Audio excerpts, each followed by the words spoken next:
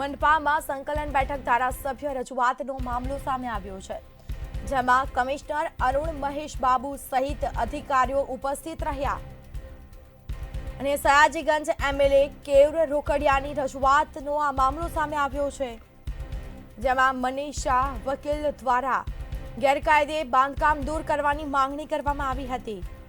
Road, પાણી અને વિકાસ કાર્યો ઉપર વિગતવાર ચર્ચાઓ કરવામાં આવી.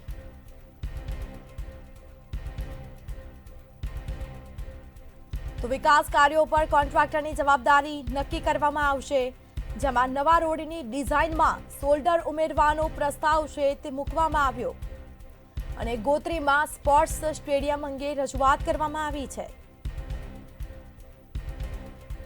બાપોદ તળાવ વિકાસ માટે ધારાસભ્યએ માંગણી કરી છે, તો પેન્ડિંગ કામો પૂર્ણ કરવા પાલિકા કમિશનરની ખાતરી.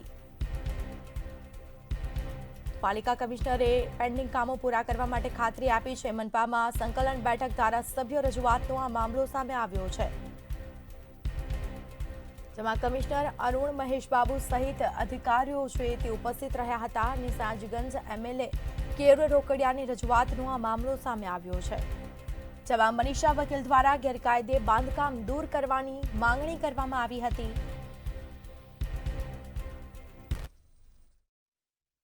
ઇલીગલ કન્સ્ટ્રક્શન છે તો બિલ્ડિંગ ઇન્સ્પેક્ટર્સને મોકલીને ચેક કરીશું કે આ લીગલ બાંધકામ છે કે કેમ, અથવા ઇલીગલ બાંધકામ થયેલું છે કે કેમ, એ ચેક કરીને જે રિપોર્ટ આવશે એના આધારે આવનારા દિવસોની કાર્યવાહી આગળ કરવામાં આવશે.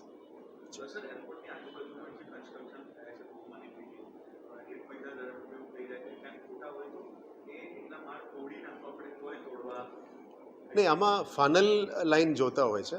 નોર્મલી જે એરક્રાફ્ટનું લેન્ડિંગ અને ટેક ઓફનું જે ફનલ એરિયા કહેવાય, આ જ વિસ્તારમાં જે 20 મીટર અને 200 મીટરનું જે ગાઈડલાઇન છે એ ગાઈડલાઇન પ્રમાણે ફનલમાં કંઈ આવતું હોય, પોલ્સ હોય, અદરવાઇઝ બિલ્ડિંગ્સ હોય, અથવા એમાં એનઓસી નોર્મલી એરપોર્ટ પણ આપતું નથી અને બિલ્ડિંગ્સ આપણે ના કરવું જોઈએ. એટલે આવા કંઈ પ્રોબ્લેમેટિક હોય તો એની યાદી માંગી છે અને યાદી આપીશું. એના પ્રમાણે આવનારા દિવસોમાં જોઈન્ટ વિઝિટ કરીને જે પણ પગલાઓ લેવામાં થશે એમાં જોખમી નહીં પણ તાત્કાલિક એરક્રાફ્ટને એફેક્ટ કરતા એવું કંઈ ઘટના બનતું હોય, આઈ મીન બિલ્ડિંગ્સ હોય, ઇમારતો હોય, અદરવાઇઝ કંઈ પોલ્સ હોય, એ બધું ઉપર અમે કાળજી રાખીને આવનારા દિવસોનું